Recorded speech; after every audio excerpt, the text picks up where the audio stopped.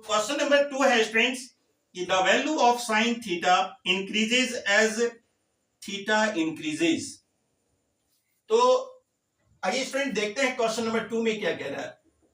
Students याद होगा कि इसके पहले वीडियो में हम आपको बताए थे एक टेबल में साइन कॉस टेन का वैल्यू निकालने के लिए।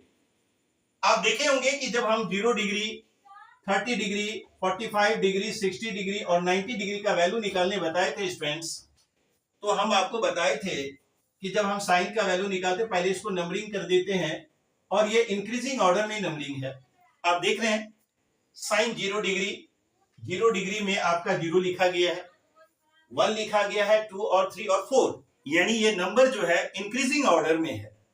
और इसी में हम लोग ये आपको ये बताए थे हम कि डिवाइड करते हैं 4 से और इसको स्क्वायर रूट जब हम करते हैं तो हमारा ये साइन का वैल्यू आता है। आपको हम बताए थे कि इसका जो वैल्यू आता है 0 और ये आपका 1/√2, चूंकि ये 1/2 और आपको ये कटाकर बताए थे कि ये 1/√2 आता है और यहां से √3/2 आता है और ये 1 आता है। स्टूडेंट्स इस तरह से आपको हम बताए थे कि ये जब आप 0 से लेकर 4 तक जो लिखे थे नंबर वो इंक्रीजिंग ऑर्डर में था, क्योंकि 0 1 2 4 करके नंबरिंग किया गया था। और आपको स्पष्ट लग रहा है यहां पर जो साइन 0 डिग्री का वैल्यू आपको 0 आता था, उसके बाद 1/2 ये ग्रेजुअली जो है वो क्या है इंक्रीज होता जा रहा है, यानी ये वैल्यू जो है आपका इंक्रीज होता जा रहा है।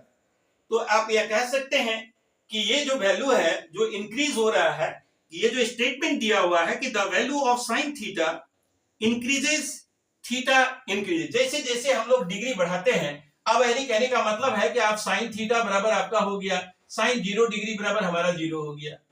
फिर साइन 30 डिग्री का वैल्यू देखते हैं तो वैल्यू हमारा 1/2 आ जाता है। यानी कि ग्रेजुअली जो इसका नंबर जैसे जैसे हम लोग थीटा बढ़ाते हैं, यानी कि अगर हम लिखते हैं कि साइन 45 है, साइन 45 डिग्री का वैल्यू जो है वह आपका 1/√2 आ जाता है, यानी कि यह वैल्यू बढ़ता जा रहा है। फिर आप साइन 60 को देखते हैं तो साइन 60 का वैल्यू भी आपका क्या हो जाता है √3/2 हो जाता है। और उसके बाद आप साइन 90 डिग्री का वैल्यू क्या होता है स्टूडेंट्स 1 हो जाता है। तो आप यहां क्लियरली देख रहे हैं ये जो आपका वैल्यू है वह इंक्रीज होता जा रहा है, यानी जैसे जैसे हम थीटा इंक्रीज कर रहे हैं इसका वैल्यू भी इंक्रीज होता जा रहा है। क्लियर स्टूडेंट्स, आप इसको देखिए कि इसी तरह से आपको ये जस्टिफाई हो जाता है कि जैसे जैसे थीटा इंक्रीज होता है उसका वैल्यू भी इंक्रीज होता है साइन थीटा में। यानी कि कहने का मतलब है कि ये जो दिया हुआ स्टेटमेंट है यह आपका आंसर हो गया कि ये ट्रू है, यानी कि ये आपको सही है। ये सही स्टेटमेंट है कि जैसे जैसे साइन में आप थीटा को इंक्रीज करेंगे उसका वैल्यू इंक्रीज होगा। तो स्टूडेंट्स ये साइन का वैल्यू था जो कि आपको करके हम पहले भी वीडियो में बता चुके हैं। और देखिए ये साइन का वैल्यू हमारा आया है, ये हमारा साइन का वैल्यू आया है। और कॉस का वैल्यू मैंने आपको बताया था कि कॉस का वैल्यू जब हम लोग निकालते हैं स्टूडेंट्स आपको याद होगा क्या करते हैं कि हम इसको रिवर्स कर देते हैं, यानी कि ट्रिग्नोमेट्रिक टेबल में आपको वैल्यू निकाले यदि आपको याद नहीं है और आप कैसे वैल्यू इसको फाइंड आउट करेंगे sine cos tan cosec cosec और कॉट का, इसका आपको एक विधि बताए थे, आपको एक प्रोसेस बताए थे कि इस तरह से करके भी आप वैल्यू निकाल सकते हैं। तो उस हिसाब से स्टूडेंट्स क्या किए थे हम कि जब साइन का वैल्यू इस तरह से डिवाइड करके हम निकाल लेते हैं तो कॉस का वैल्यू क्या करते हैं इसको रिवर्स करते थे, यानी कि आप इसको यहां पर 1 लिखते हैं, फिर यहां √3/2 इसमें सेम 1 इसका वैल्यू दोनों सेम हो जाता है, फिर यहां 1/2 आता है, फिर 0 आ जाता है। क्लियर स्टूडेंट्स, तो निश्चित रूप से देखिए कि यहां जो थर्ड स्टेटमेंट है वह कह रहा है value of cos theta increases as theta increases. Same students है, स्टूडेंट यहां पर सेम स्टेटमेंट है लेकिन यहां साइन की जगह cos है। तो जैसा कि हम आपको बताए थे इस टेबल में स्टूडेंट्स कि जैसे जैसे इसका वैल्यू हम लोग क्या करते हैं कि वैल्यू जो है आपका डिक्रीज होगा, क्योंकि जैसे जैसे थीटा है आप यहां देखिए इसका वैल्यू 1, फिर जस्ट इसका रिवर्स है तो ऑलरेडी क्या होगा अगर यह इंक्रीजिंग ऑर्डर में है तो इसका रिवर्स जो है वो डिक्रीजिंग में है। तो निश्चित रूप से स्टेटमेंट का ये जो आंसर आपका 2 नंबर है कि आपका ये 3 नंबर है स्टूडेंट्स। 3 नंबर में आपका साइन कॉस का जैसे आप थीटा बढ़ाएंगे, यानी कॉस 0 डिग्री का वैल्यू हो गया आपका 1,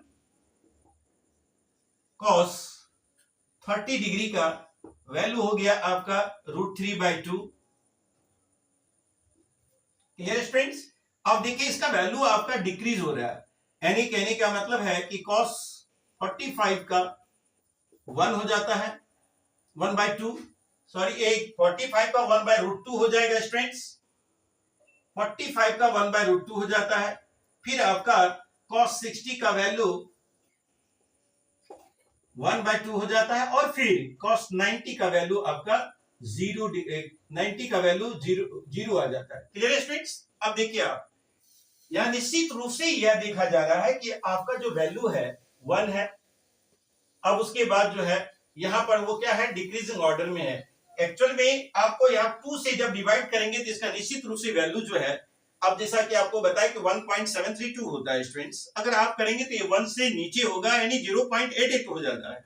इस तरह से आपका ये जो वैल्यू है डिक्रीजिंग ऑर्डर में जा रहा है, यानी कहने का अर्थ है कि क्वेश्चन नंबर 3 जो है आपका, यानी कि इसका जो 3 नंबर है, वो value of cos theta increases as theta increases, ये आपका फॉल्स स्टेटमेंट है। आंसर क्या हो जाएगा स्टूडेंट्स? ये आपका फॉल्स स्टेटमेंट है। इस तरह से आप जस्टिफाई कर सकते हैं, इसका वैल्यू दिखाकर आप इसको जस्टिफाई कर सकते हैं। उसके बाद क्वेश्चन नंबर 4 है स्टूडेंट्स। क्वेश्चन नंबर 4 है साइन थीटा बराबर cos theta for all values of theta. अब स्टूडेंट्स ऐसा करते हैं कि मान लीजिए कि अगर हम cos का कोई एक का वैल्यू लेते हैं, cos थीटा का एक वैल्यू लेते हैं। सपोज कीजिए कि अगर हम cos थीटा बराबर, यहां लिखा हुआ है कि cos थीटा यानी साइन थीटा बराबर cos थीटा, साइन थीटा बराबर cos थीटा, क्या ये पॉसिबल है? cos थीटा यानी क्या स्टूडेंट्स इसका वैल्यू सेम हो सकता है सभी वैल्यू के लिए? ऐसा नहीं हो सकता है कि साइन और कॉस का सभी वैल्यू सेम हो सकता है। जैसा कि आप देखिए साइन और कॉस का सिर्फ एक वैल्यू जो आपको यहां दिख रहा है कि 1/√2 सेम है, लेकिन अदर कोई भी वैल्यू साइन और का आप देख सकते हैं स्टूडेंट, इसी से जस्टिफाई कर सकते हैं। या कोई भी एक अदर वैल्यूज एक्सेप्ट 45 को छोड़कर यहां कहा जा रहा है कि ऑल वैल्यूज ऑफ थीटा। तो स्टूडेंट इससे आप स्पष्ट देख सकते हैं कि यहां पर केवल 45 डिग्री का सेम है, बाद बाकी जितना भी आपका है जो रेस्ट 0 डिग्री 30 डिग्री 60 और 90 कहीं पर भी इसका वैल्यू सेम नहीं है।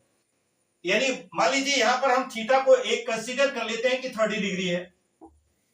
मान लीजिए कि हम मान लेते हैं कि इसको थीटा जो है वो 30 डिग्री है, तो निश्चित रूप से साइन थीटा अगर हम लिखते हैं साइन 30 डिग्री, तो साइन 30 डिग्री का वैल्यू हमारा देखिए स्टूडेंट्स क्या है, साइन 30 डिग्री का वैल्यू हमारा क्या आया है 1/2। आप यहां देखिए इसका वैल्यू होता है 1/2। अब यहां पर cos 30, अब cos 30 का वैल्यू देख लीजिए, cos 30 का वैल्यू आपका क्या है यहां पर √3/2। क्या है स्टूडेंट्स? √3/2। क्लियर है? अब यहां पर साइन 30 और cos 30 कभी भी इक्वल, यानी 1/2 not equal to 1/2 not equal to √3/2, ये बराबर नहीं है। तो हम कैसे कह सकते हैं कि ये दिया हुआ स्टेटमेंट जो है वो ट्रू है? ऐसा नहीं पॉसिबल है। यानी ये दिया हुआ जो स्टेटमेंट है स्टूडेंट्स, ये क्या है आपका फॉल्स है। यानी cos यानी कह सकते हैं आप हेंस साइन 30 या साइन थीटा बराबर cos theta for all values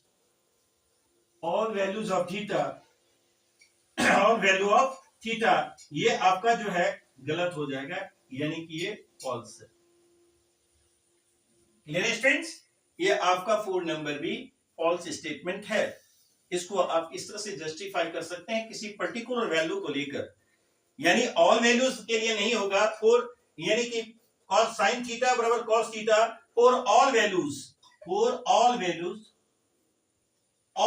of theta, all values of theta के लिए नहीं हुए। केवल एक पर्टिकुलर अगर पूछा जाता कि 45 का बराबर है तो कहा जा सकता था लेकिन ऑल के लिए यह पॉसिबल नहीं है, यानी बराबर नहीं है। इस तरह से आप जस्टिफाई कर सकते हैं।